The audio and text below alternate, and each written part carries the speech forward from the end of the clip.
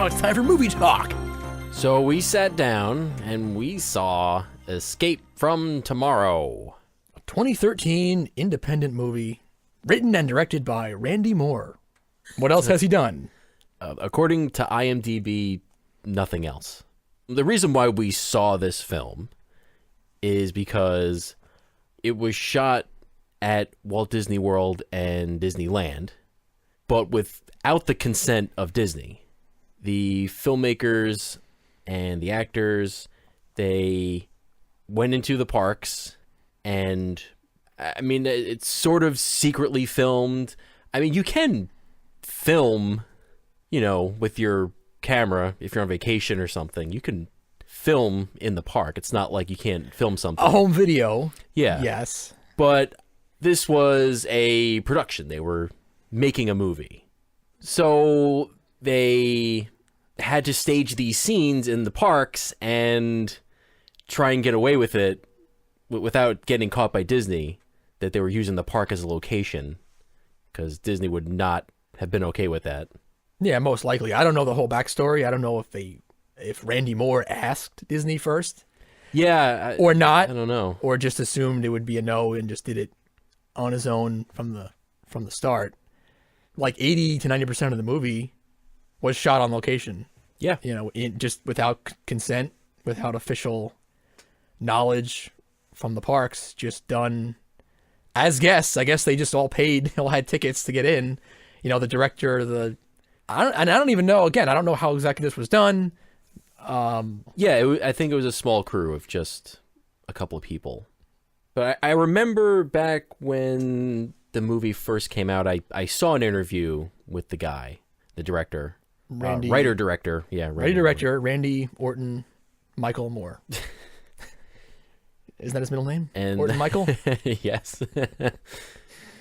And he mentioned that they had to work out a system from when they actually went to go film, where I think they would just be on cell phones, and they would do the scene, and if they thought that a cast member was catching on to them, then they would have like a code word or something to break it up, and they'd all walk away, or they would do something to let everyone working on the film to know that, all right, they might be onto us. Let's break it up, and we'll, I guess, reconvene somewhere else and pick it up. Okay, so I guess that's what they had to do. Yeah, they actually planned this out.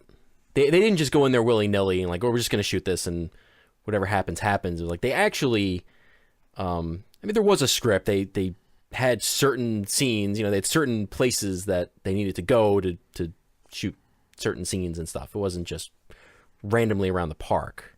Yeah, I guess it is a cohesive film. It's a movie. It's somebody's vision. We'll get into what we thought of that vision in a few minutes, but just at the start here, yeah, it is a film. It does work. Yes. So they set up that something's going to happen at this certain location, and then it does happen at that location. Right. Like you were just saying. So, well, it's a family of four. Family of four. Classic family of four. Mom, dad, son, and daughter. The son's like 8 and the daughter's like 5. Something like that. And the father gets a phone call that he got fired. They tell him this while he's on vacation. Yes. He's on vacation in Walt Disney World. They stay at the Contemporary. And that's where he's told by his boss, who's British for some reason. Yeah. That he's fired. And then the mayhem ensues. Oh, did we say spoilers? Well, that's not a spoiler. That's just setting stuff up. Yeah, yeah, that's true. But I guess, yeah, there will be spoilers in this. If you want to miss the spoilers, just stop it right now. There's no point you'll be able to fast forward to. This is pretty much just going to be all telling you about it. Yeah, it's going to be all in it. Oh, yeah, well, actually, one thing we forgot to mention before we actually move on to a critique of the film is that it's all in black and white. That was the art direction for this film. Another stylistic choice, it was all in bad acting. Go with bad acting instead of the good one, the good style. Instead of the good stuff. They wanted to go bad. See how it played. Good for them. Yeah, the acting is very Piss poor. amateurish. Yeah, Piss poor. The main character, the dad, he's the main character. I mean, he really drives the movie. He still needs some work before he's ready to take the lead in a character-driven film, for sure. Some of the lines are just really, it's like he's reading it for the first time right there. The way he delivers it is like, it's very wooden, some of the stuff he delivers. And then there's some moments where he did make me laugh a couple times. When he Mock blows his brains out with the oh yeah, that was funny. at the Frontierland shooting arcade. I'm not sure which one it was. That was one of those moments in the movie where I'm not sure if that was land or world. Oh yeah, But and he takes the gun and he puts it under his chin yeah, and Mock blows his brains out. That got an audible laugh from both of us. yeah. That was funny. And the scene where he gets drunk in the fest house. Oh, in that was Germany funny, yeah. in Epcot. That's really good. It's like a 45-minute montage of him just drinking, over drinking like crazy, drinking like pitchers of beer at a time. And it's just really funny. Like, he was funny in that scene or that montage. And then there was a couple other moments where he was all right, but more times than not, his performance was lacking. You know, Yes. for what this movie needed, what this Yeah. premise and this type of movie needed to really have been able to be pulled out excellently.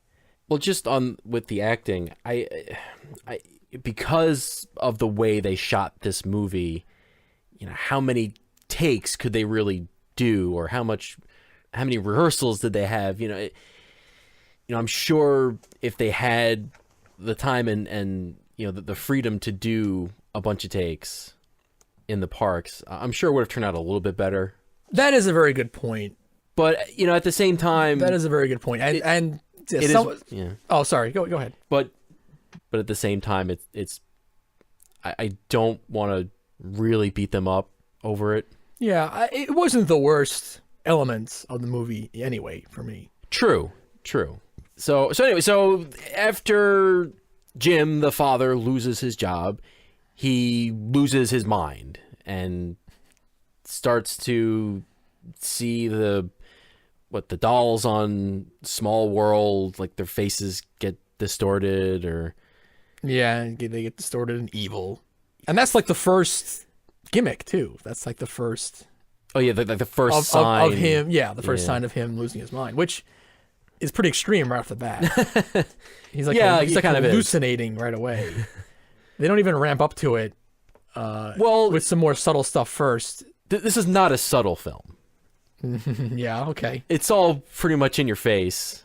And then he also has this fantasy about these two underage French girls who are probably, I don't know, 13 or 14 years old.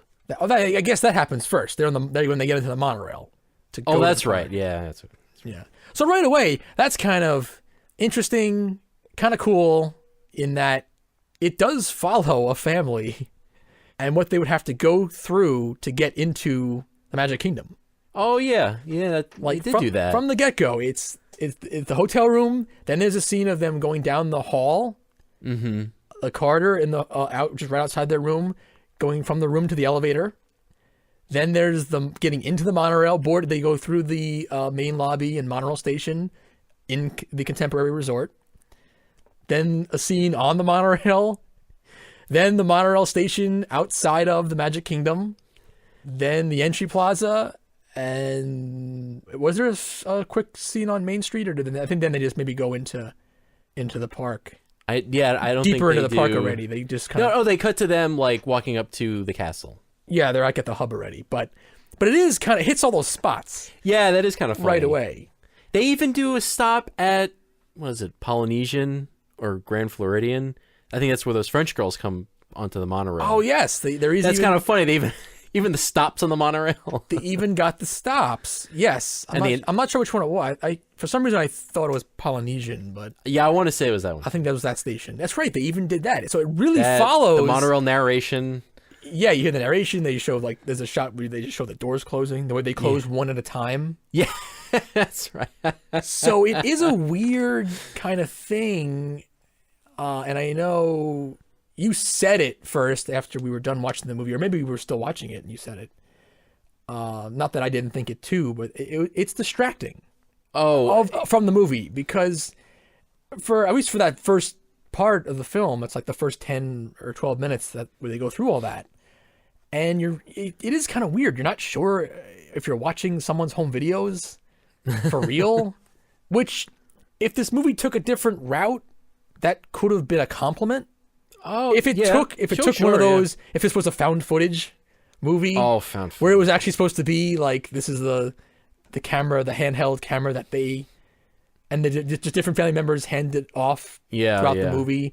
And that's the excuse that they get shots of different characters at different times.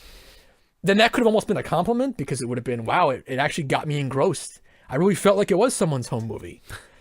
But it wasn't supposed to be that. So anyway, the father, I guess he just keeps making bad decisions. Like, he has sex with some strange woman. Well, that's jumping ahead. But it's really, and he gets really drunk, and it goes right for it.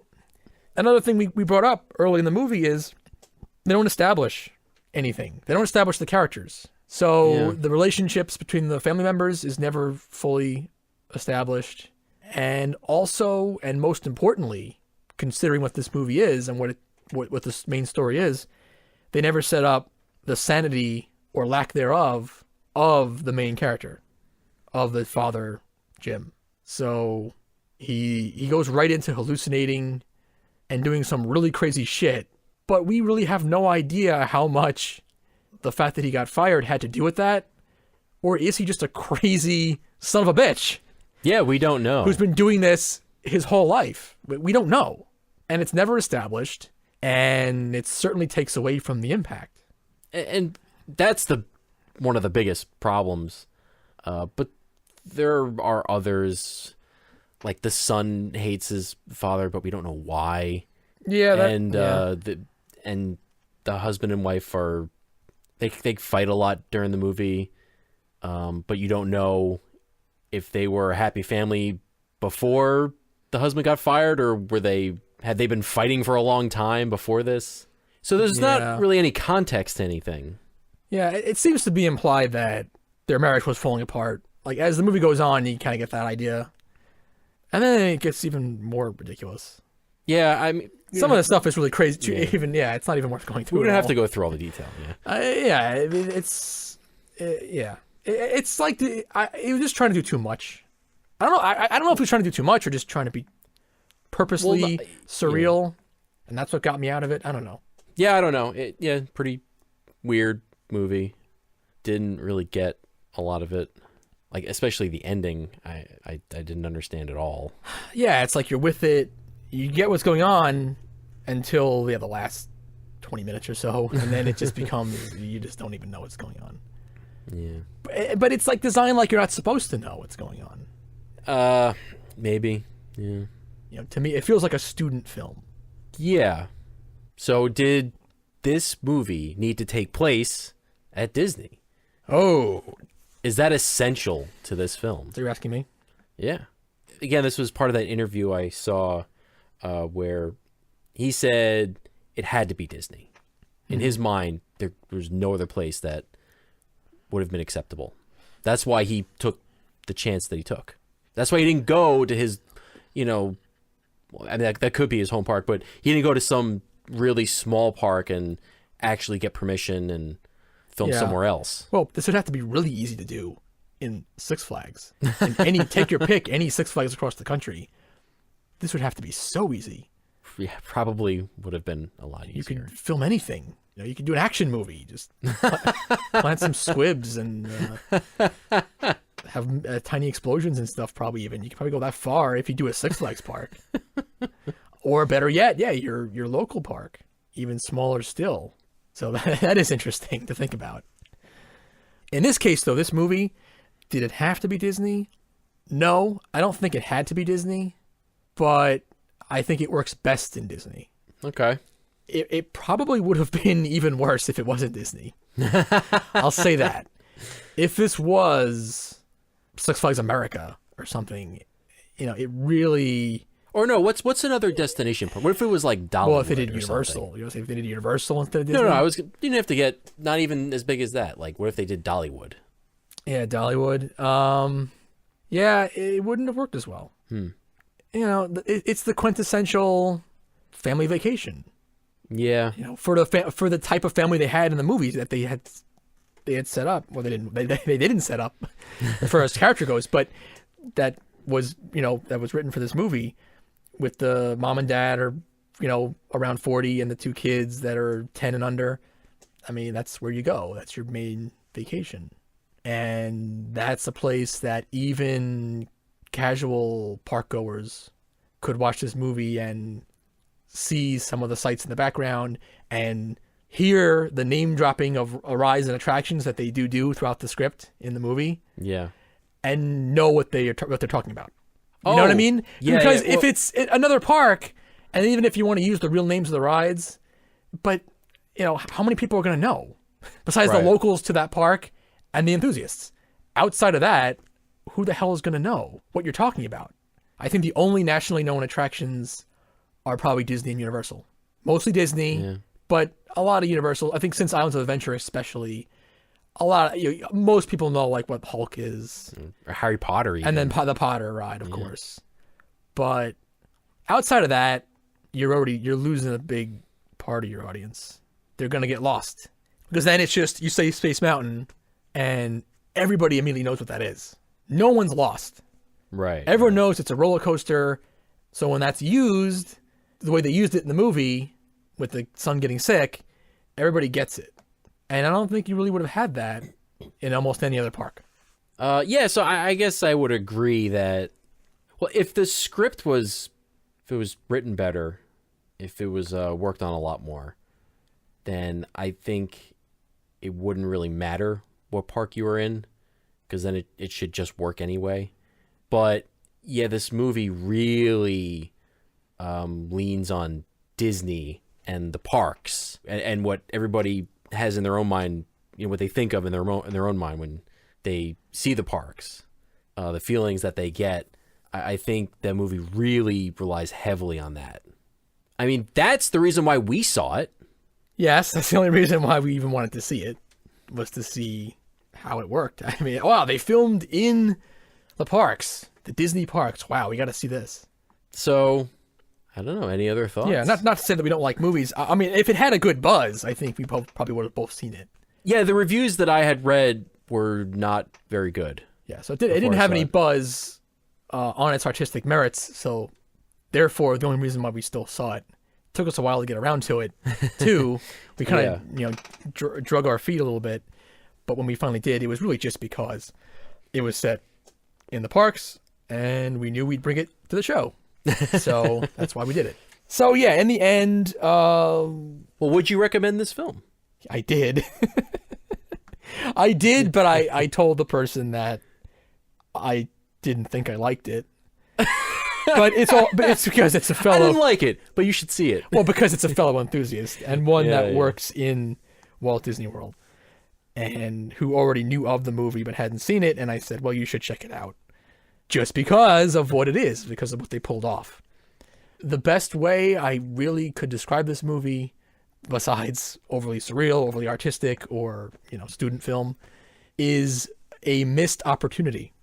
That's really how I see it. That's really what it boils down to for me. I feel that there was the germ of a good idea here. There really was. It was really ballsy what they were going to do by filming on location in the parks. And I like the base premise of something. Losing the job even is fine. That's a little over the top already, because you're not going to, no job, no boss or human resource department is going to call you while you're taking your vacation time. That's ridiculous. But whatever. I mean, it's still, you could overlook that part of it. And, I like that idea, though. The guy loses his job and then goes kind of crazy after that. And I think there's a good movie in there somewhere, set in Disney with the guy making really bad decisions and going kind of nuts, and with the kids and the wife that he's not thrilled with just anyway, even before this happened. So there was a couple flashes in there, what it could have been. I think it could have been a really good dark comedy. Yeah, I agree with pretty much everything you said. That's all good idea. It's all good ideas. Just not done very well. Yeah, I guess I would not recommend this unless you're really curious about how they made this movie and more of the production of it. You don't need to see it. You should go see Edge of Tomorrow. That's a much better movie. What about The Day After Tomorrow? No, I didn't like that one. Okay. Although that's still a better movie than this. What about Tomorrow Never Dies? Oh, that you could see that one. That's a better movie than this, and I like that one. Okay. Pierce Brosnan's second best Bond film. One of the better ones in the series, actually. Oh, what about that upcoming Tomorrowland movie? If it's anything like the real Tomorrowlands, it's just not. It's going to be a haphazard mess, an overall disappointment, a couple of obligatory must-do rides, and then a lot of skips. And that's what it'll be. And a theme that doesn't come together at all. There you go. Anymore. And that was our review of Tomorrowland. Yes. The movie and present day Tomorrowland. The movie and the land. In both parks. Thanks for writing. Now that's impressive.